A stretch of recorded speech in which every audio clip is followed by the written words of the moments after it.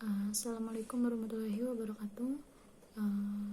My name is Kikifah Dhiya, and today I'm gonna explain my understanding about the topic 5, which is affective filters and noticing skills. So we are going to the first topic, which is affective filters. So its hypothesis developed by Krashen, and it is determined as it determines about how much person learn in formal and non-formal setting. So there are three things that can be placed that really affected to the success in the second language acquisition. So the first one is motivation. So a person with high motivation will be easy to be success in second language acquisition. And the second one is self-confidence. So people with high confidence and self-image will be tend to success in second language acquisition. And the third one is anxiety. I mean anxiety in here like low anxiety. And it will be success in second language acquisition. Affective variables acting to impede or facilitate the delivery of input the language acquisition device.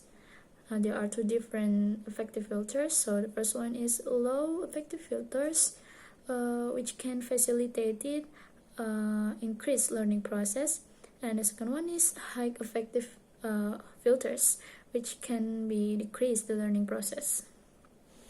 But sometimes we will see there are students with a lack of confidence, afraid to taking a risk, and anxious in the class. So in this case, as a teacher in the future, we have to solve these problems and make the affective filters low. So how to do it? As in my opinion, we can make the affective filters low by doing like in the class we make a good environment during the learning process, like we set the temperature in the class goodly, and also smile to the students and being kind. And the second one, we also need to understand the students by using vocabularies that easy to understand, and we also don't speak too fast. And the third is, don't always correct them by judging them. Tell them that it's okay to make mistakes. So next is about noticing skills. So noticing is one level of awareness that it involves conscious attention to something in the input. Noticing builds consciousness. So that's why noticing is an essential skill in the foundation skill for conscious discipline. Noticing is necessarily for input to become intake. Not notice means impossible to be acquired, but notice not always be acquired. For example, like the word connections. So a learner might notice that after connections, which is as, give meanings of more than one or plural.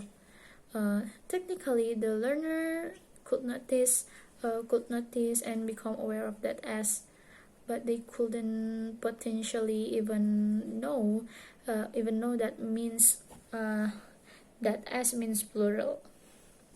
So like you know the structure of the sentences, but you cannot explain why it should be like that, something like that.